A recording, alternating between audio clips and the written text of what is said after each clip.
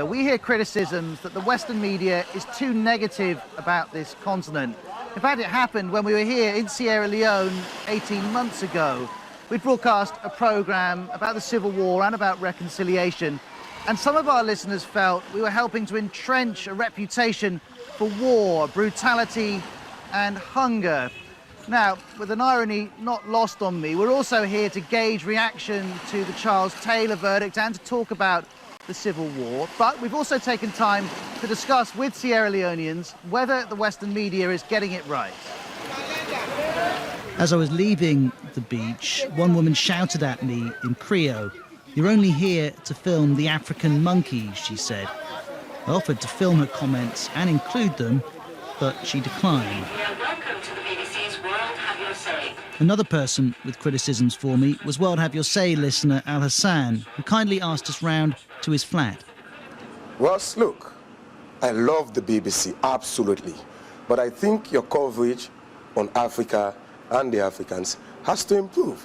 You guys inadvertently concentrate on the downside. Africans are poor, they are uneducated, they are uncivilized, they are barbaric. I think that has to change. You want to report? You paint a complete picture. How about our beaches? How about the hospitality of our culture? How about the extremely brilliant young Africans that have changed the world? How about African Nobel Prize winners? And in the eyes of the critics, this perceived negativity of the Western media has consequences. The tourism industry is one of those industries that is affected by the stories that come out in the media. It's very fragile, not just in Sierra Leone, but globally. We often have clients who, when they mention that they're coming to Sierra Leone, for example, the first questions that they get asked is, have they taken out life insurance? And then, of course, they come to Sierra Leone and they find out that Sierra Leone is nothing like the image that is actually portrayed in the press. I wondered how the local media tackles this issue. Does it have a responsibility to focus on the positives in Sierra Leone and in Africa? Good Morning Sierra Leone, the program To find out, I visited the national broadcaster SLBC to be a guest on Good Morning Sierra Leone and to meet its Director General. One is to make a film for World Have Your Say's TV edition where we're discussing whether the Western media is too negative about Africa. If we talk about good journalism, we talk about how important it is for us to cover far areas of the country and give people voices. And we talk about the mountain ranges, we talk about the sea view, we talk about the beaches that we have, so that we can attract people to see the good side of Sierra Leone.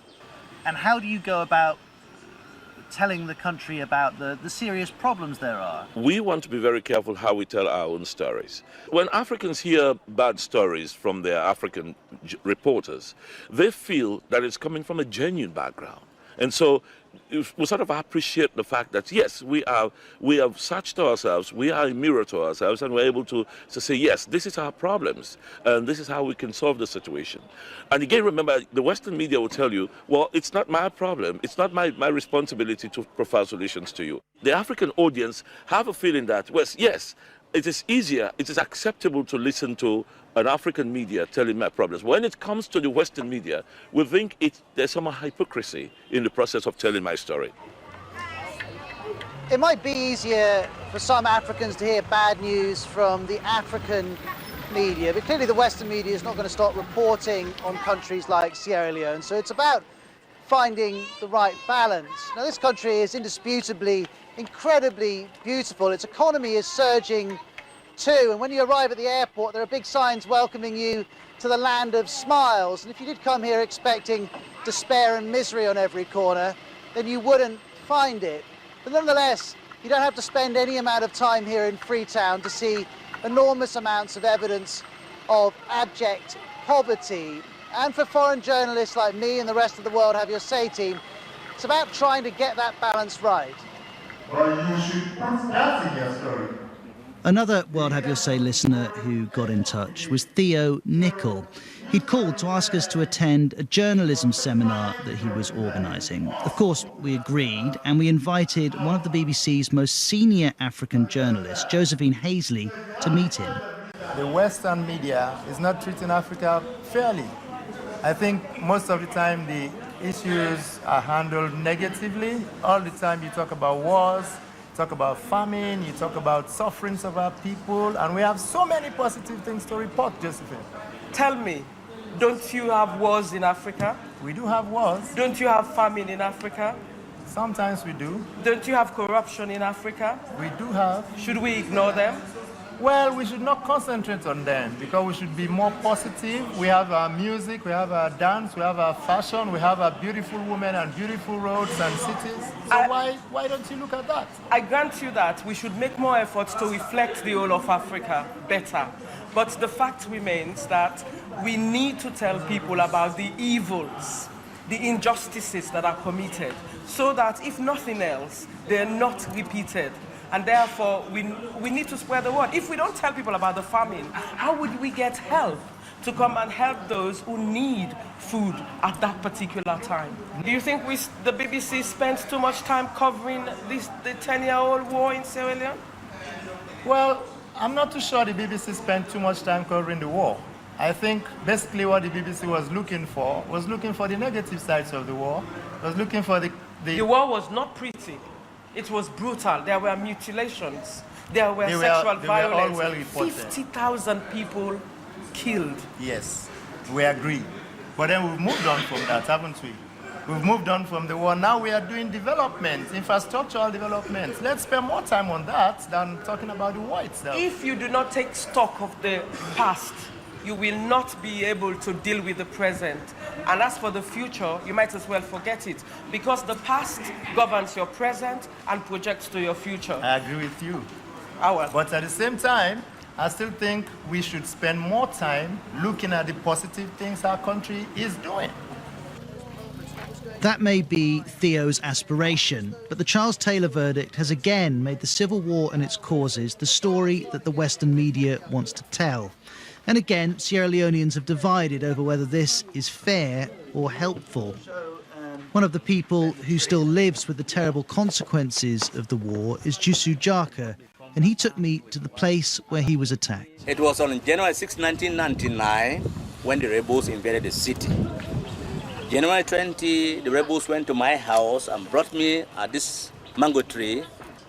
People were standing in the queue and petiting them. And then I was brought, my hands were at my back. You want me to turn around? Yes. Okay. My hands were at my back like this when I was brought here, and then eventually my hands were placed here, and then they were chopped off. The first left hands, and then secondly, the right hand first was chopped. And then he has to pick up the hands and put it into the bag.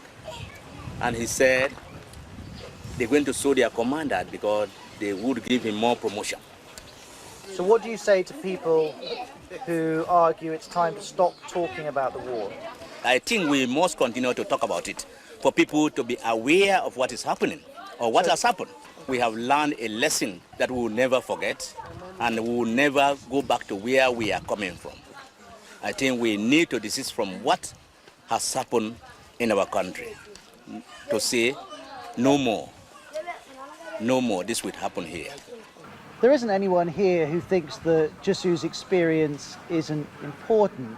But there are some who believe, as one businessman told me earlier, that the war is the old story and that we, the media, need to find a new one. And for many, that new story is business itself. The economy is growing at over 30% a year. And if you are one of the men and women driving that economic growth, you might come here to one of Freetown's swankiest hotels for a drink, and looking at the view, it's really not hard to see why.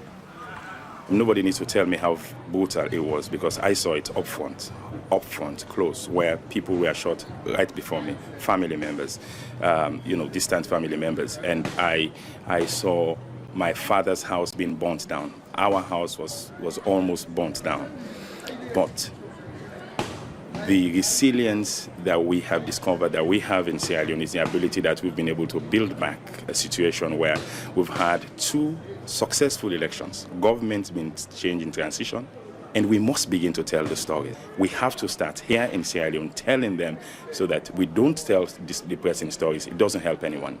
I wouldn't want to wait for the Western media to come and tell my own story. If we tell it very well, they will come. So this is what I think. We have to begin to rewrite our own story, tell our stories as loud as possible. For all this positivity, though, some argue that the city spread out below Joe holds pressing stories which have to be told, whether they're considered negative or not. The government is actually doing great with with regards to developmental issues in the country. But I want to say there are yet lots that needs to be done with regards to health, with regards to education and water and proper housing. Like this house you are seeing here, the people in this house have to walk a few meters away to fetch water, and it's really difficult. And we really need to say the reality that is happening on ground. Yes, we know people are frowning at what the international media is saying, but this is the reality. And if they are ignoring that, the international media should not say things like this, then I don't think it's right. They need to say it, because once the international media keeps saying it, then it will prompt change, it will prompt action.